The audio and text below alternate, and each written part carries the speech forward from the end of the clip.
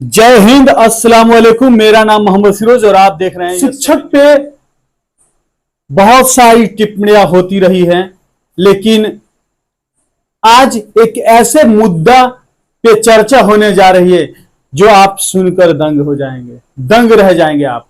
उसी मुद्दा पर बात करने के लिए आज हमारे समक्ष, हमारे बीच सीवान के जाने माने प्रवक्ता, राष्ट्रीय जनता दल के सचिव, आज हमारे समक्ष, हमारे बीच राजू यादव जी उपस्थित हैं। स्वागत है राजू जी। बहुत बहुत धन्यवाद। और ये सब न्यूज के पूरे बिहार सहित देश के कोने कोने से देखने वाले सभी श्रोतागण और इस चैनल को चाहने वाले सभी साथियों को बहुत बहुत धन्यवाद कि समय समय पर आपके चैनल को निश्चित रूप से आप जो दिखाते हैं उसे देखते हैं और देखने के बाद देश सहित बिहार सहित तमाम मुद्दों पर जो बातचीत होती है उस पर आपके चाहने वाले लोग उस पर विमर्श करते हैं। मैं पुनः एक बार फिर दिल की गहराई से उन्हें धन्यवाद देता हूँ। धन्यवाद। ऐसा है कि क्या ऐसा बन पड़ा, टीचर तो बहुत अच्छे से खुशहाल जिंदगी जी रहे हैं, अब ऐसी क्या जरूरत आन पड़ी कि आप तुरंत कॉल किए और हमें बुलाएं कि टीचर पे हमको कुछ बोलना है? क्या ऐसा जरूरत पड़ा? देखिए, जो राष्ट्र निर्माता हैं, राष्ट्र निर्माता शिक्षक होते हैं और राष्ट्र के निर्माण में शिक्षकों का अहम योगदान होता है। बाकी विभाग बहुत है देश में बहुत सारे लोग कार्य करने वाले हैं, लेकिन आज जो समस्याएं सरकार उत्पन्न कर रही है शिक्षकों के संदर्भ में, जो नहीं होना चाहिए, जो देश हित में कार्य करने वाला पद होता है, मेरे समझ से मुझे लगता है कि कोई अंधकार से प्रकाश में लाता है तो उस व्यक्ति का नाम शिक्षक है। और शिक्षकों के साथ यदि कोई भी सरकार राजनीति करती है तो मेरे समझ से बिल्कुल ठीक नहीं है, क्योंकि यह हिंदुस्तान लोकतंत्र में तो आज तो राजनीति का आजकल तो नहीं हो रहा है, क्योंकि सबको पैसा मिल रहा है। भारत जो है लोकतांत्रिक देश है और लोकतंत्र में किसी व्यक्ति विशेष को, किसी विभाग को दबाना किसी भी सरकार के लिए उचित नहीं है। अभी हम बात करेंगे। सवाल है कि पैसा मिलता है, ये भी सत्य बात है, लेकिन जो नियोजित शिक्षक थे जब तक सक्षमता परीक्षा नहीं दिए थे तो उनका सैलरी लगभग 50,000 के आसपास हो गया था। जब तेजस्वी जी की सरकार थी, गठबंधन में थे, तो सक्षमता परीक्षा लिया गया और परीक्षा लेने के बाद फिर वह डिलीट भी कर दिया गया। आज सक्षमता जो शिक्षक हैं उनको राजकर्मी का दर्जा तो दे दिया गया है, लेकिन उनको मात्र एक मुश्त में 35,000 ही रुपया मिल रहे हैं। तो कम से कम मिल तो जा रहे हैं, पहले तो पैसा भी नहीं मिलता। पहले तो 50,000 मिलता था। क्या मिलता था? हमेशा पेंडिंग में पड़ा हुआ था। नहीं, लगभग मिल जाता था, पेंडिंग हो या कुछ भी हो, पैसा तो मिलता है ना। 50,000 रुपया उनको मिलता था और आज राजकर्मी का दर्जा मिलने के बाद भी उनको 35,000 रुपया मिल रहा है। तो ऐसी परिस्थिति में मैं विशिष्ट शिक्षक, प्रधान शिक्षक, प्रधानाध्यापक के वेतन का संरक्षक एवं सेवा निरंतरता एवं नियोजित शिक्षक जो हैं उनके प्रोन्नति के लिए मैं बिहार सरकार से मांग करता हूं कि शिक्षकों पर जो सरकार के द्वारा निर्णय लिया जा रहा है वो कहीं से अच्छा नहीं लिया जा रहा है। इस पर सरकार विचार करे और जो मूल वेतन है निश्चित रूप से मिलना चाहिए। मतलब केवल आपके पास जो विषय है केवल वेतन का विषय है क्या? वेतन मतलब नहीं मिल रहा है सही से? इस महंगाई के युग में 35,000 रुपया से क्या होगा?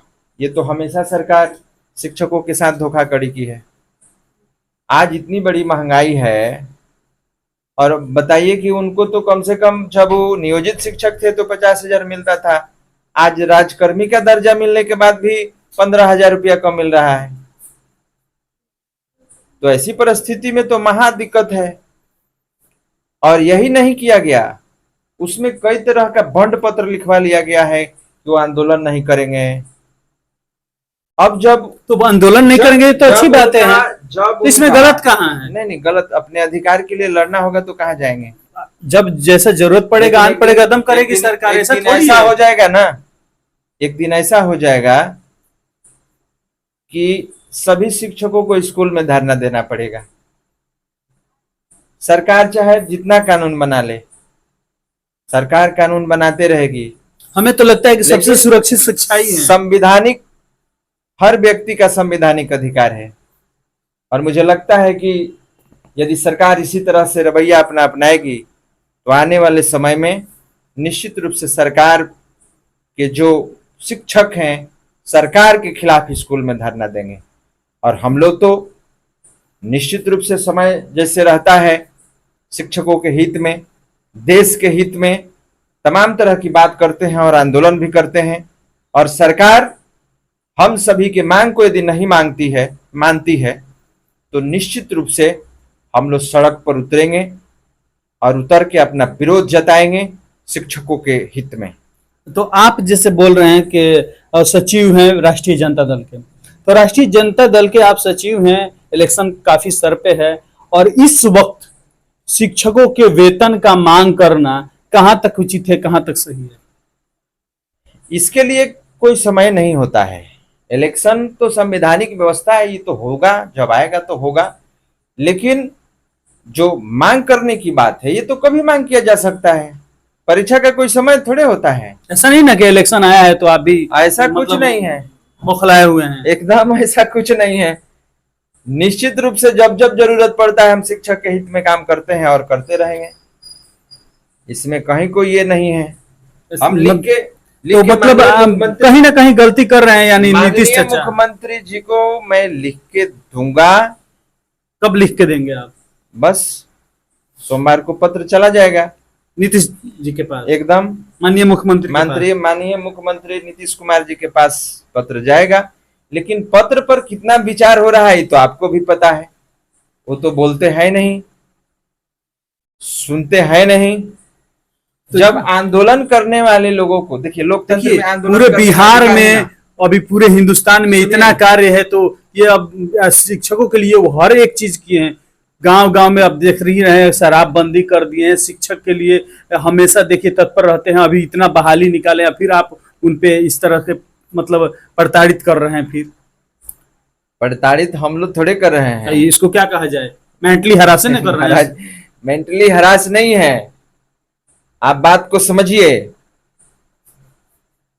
कौन ऐसी परिस्थितियां हो गया सरकार के पास कि क्षमता परीक्षा लेके राजकर्मी का जब दर्जा दिए तो राजकर्मी का सुविधा दीजिए ना। क्या सुविधा नहीं मिला है? कहाँ मिल रहा है? 35,000 रुपया मिल रहा है एक मुश्त में। 35,000 मिल रहा है। पहले, इससे पहले तो बिना क्षमता के शिक्षक थे तो उनको 50,000 मिलता था। और राजकर्मी के दर्जा मिलने के बाद उनको पैसा ज्यादा मिलना चाहिए ना, सुविधाएं मिलना चाहिए ना। तो सुविधा के नाम पर जीरो। जो व्यक्ति पहले से तो बहुत अच्छा हुआ है। सुनिए ना, जो व्यक्ति हमेशा लाचार रहेगा, 35,000 में एक परिवार 10 आदमी का चल जाएगा। शिक्षण काज के बाद कोई दूसरा जॉब करने का फुर्सत शिक्षक को मिलता है? एक शिक्षक होने के नाते शिक्षक का दर्द एक शिक्षक ही समझता है, दूसरा लोग नहीं समझ पाएगा। यदि किसी व्यक्ति को 35,000 रुपया देकर और एक परिवार को चलाने के लिए बात कह दिया जाएगा तो नहीं चल पाएगा। आज जो परिस्थितियां है, महंगाई, मार्केट में जाके देखिए, सरकार ये 10 सालों में कितना पैसा बढ़ा दिया।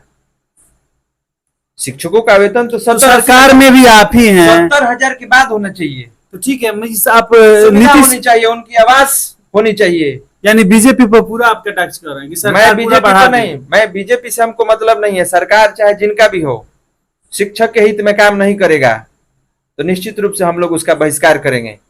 हम पार्टी में है नहीं है ये सवाल नहीं है।